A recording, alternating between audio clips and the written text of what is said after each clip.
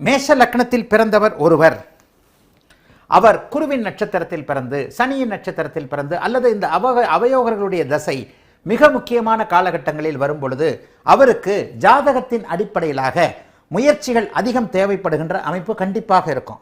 அப்படியானால் இந்த சனி புதன் கேது சுக்கிரன் போன்றவர்கள் சுபத்துவமாக இருக்கும் பொழுது, இதற்கடுத்து நான் ஸ்தான பலம்னு வந்துருவேன். இவர்கள் ஸ்தான பலம், திக் பலம், அதாவது ஷட்பலத்தின் அத்தனை முக்கிய அமைப்புகள் திருக் பலம். ஆக அந்த ஷட்பலத்தின் அமைப்புகள்ல இந்த மேஷ லக்னத்தில் பிறந்தவருக்கு சனி எங்கு இருக்கிறார், புதன் எங்கு இருக்கிறார், கேது எங்கு இருக்கிறார், சுக்கிரன் எங்கு இருக்கிறார் என்பதன் அடிப்படையில் இவர்கள் ஸ்தான பலத்தோடு இருக்கிறார்களா, நான் சொல்லுகின்ற சூட்சும வலுவோடு இருக்கிறார்களா, சுபத்துவமாக இருக்கிறார்களா, பாபத்துவமாக இருக்கிறார்களா.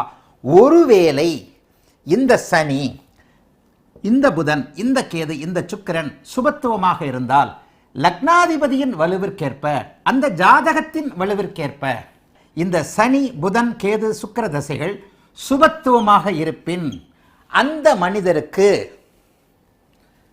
100%, 80%, 60% யோகத்தை தருகின்றன. இந்த ஜாதகம் வலிமையாக இருந்து சனி புதன் கேது சுக்கிரன் போன்றவர்கள் பாபத்துவமாக இருந்தால் முழுமையான கெடுதல்களை தருகின்றன.